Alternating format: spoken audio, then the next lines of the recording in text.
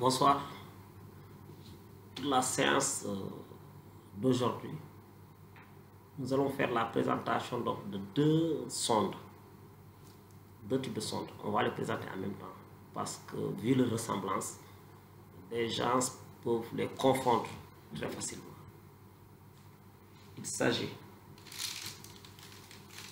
de ce qu'on appelle la sonde d'aspiration, sonde pour aspirer au malade. Sonde d'aspiration et de la sonde nasogastrique, la sonde gastrique.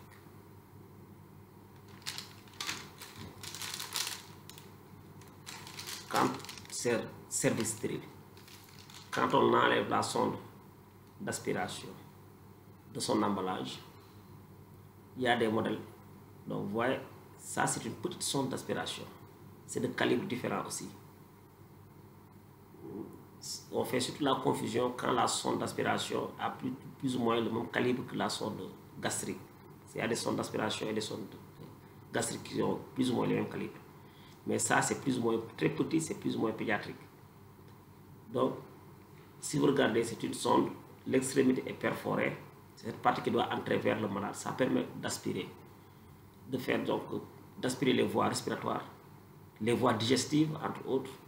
C'est chez les malades qui sont encombrés, qui ont des encombrements dans leur voie respiratoire et qui respirent mal, et qui ça peut même les tuer, qui peut tuer, ça peut tuer. Et ça permet aussi en pédiatrie, donc chez le nouveau-né qui, par exemple, qui a inhalé, en cas d'inhalation de liquide amniotique, d'aller aspirer, permettre à l'enfant de respirer et de crier, de vivre. Donc ça permet de faire de la réanimation. Donc, contrairement à ça, c'est une sonde gastrique qui, ça c'est pas pour... Donc si vous regardez sur le bout de la sonde d'aspiration, le bout là, il y a un trou. Donc c'est cette partie qui sera branchée à une tubulure qui est longue, qui va aller vers la source d'aspiration, la machine. Cette partie là, avec des gants stériles, c'est ça qui doit entrer dans la bouche du malade ou dans les narines du malade pour aller jusqu'au dos, pour aller aspirer les sécrétions qui peuvent gêner ou bien le liquide qui a été inhalé. Donc pour aspirer, donc cette partie, ce trou là, cette fenêtre là, dès que vous mettez quand on fait entrer, on n'aspire pas, le principe c'est ça. On fait entrer d'abord. Et pour aspirer, on doit boucher ce trou avec le doigt. Si vous bouchez, ça commence à aspirer. Quand vous relâchez, ça n'aspire pas. Donc, pour aspirer, on doit boucher ici. Et l'aspiration se fait en sortant la sonde. Ce n'est pas en entrant qu'on aspire, mais c'est en sortant qu'on aspire. Et quand on aspire, on évite de faire des mouvements de va-et-vient. On met le doigt, on fait sortir petit à petit la sonde. Et si on arrive à un moment, à un niveau où ça aspire beaucoup, on s'arrête là-bas. On aspire tout ce niveau, on continue à sortir. Dès qu'on sort toute la sonde, on va rincer dans un bocal pour enlever donc, les sécrétions qui sont là-bas, rendre perméables. Et pour décontaminer en même temps, c'est un liquide qui contient du décontaminant. On aspire l'intérieur et on recommence, jusqu'à ce que toutes les sécrétions soient aspirées. Tandis que cette sonde nasogastrique, contrairement à la sonde d'aspiration, il n'y a pas ce petit trou-là. Ici, ça permet d'aspirer. Ici, cette sonde, ça ne va pas vers les voies respiratoires, mais ça va vers les voies digestives. Ça peut passer par les narines ou par la bouche. On va voir la technique plus loin.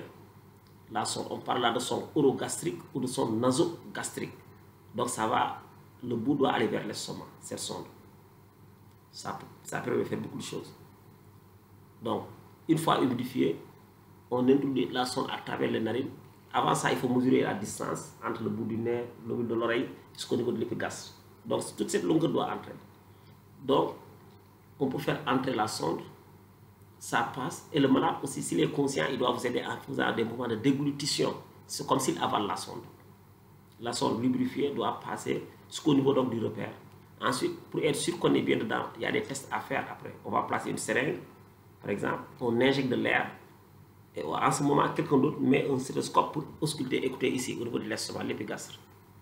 Donc, si vous êtes dans l'estomac, celui qui injecte l'air, l'air sera donc perçu donc, en auscultant l'épigastre, donc sous forme d'un bruit aéré, clou, ici. Donc, ça, c'est pour si on veut vider l'estomac, quelqu'un qui a donc l'estomac gonflé, donc qui empêche de respirer parce que ça va comprimer le diaphragme. et tous les rythmes du cœur. Pour donc faire disparaître tous ces signes, il faut vider ce qui est dans l'estomac, on peut placer ça. Mais aussi pour faire nourrir quelqu'un qui est là, qui ne peut pas utiliser sa voix orale, qui ne peut pas donc manger par lui-même. On peut passer des aliments liquides ici. Mais aussi, donc on les verra dans le cours prochain sur le sondage nasogastrique. Ça peut être placé dans... Donc, ces indications sont nombreuses. Donc, ces deux types de sondes-là, c'est juste la présentation. Faire la différence entre la sonde d'aspiration et la sonde gastrique. Ça, c'est pour aspirer. Ça, c'est pour aller vers l'estomac. Soit pour vider ou bien pour passer des médicaments ou des aliments. On parle de sonde gastrique et de sonde d'aspiration. Merci beaucoup.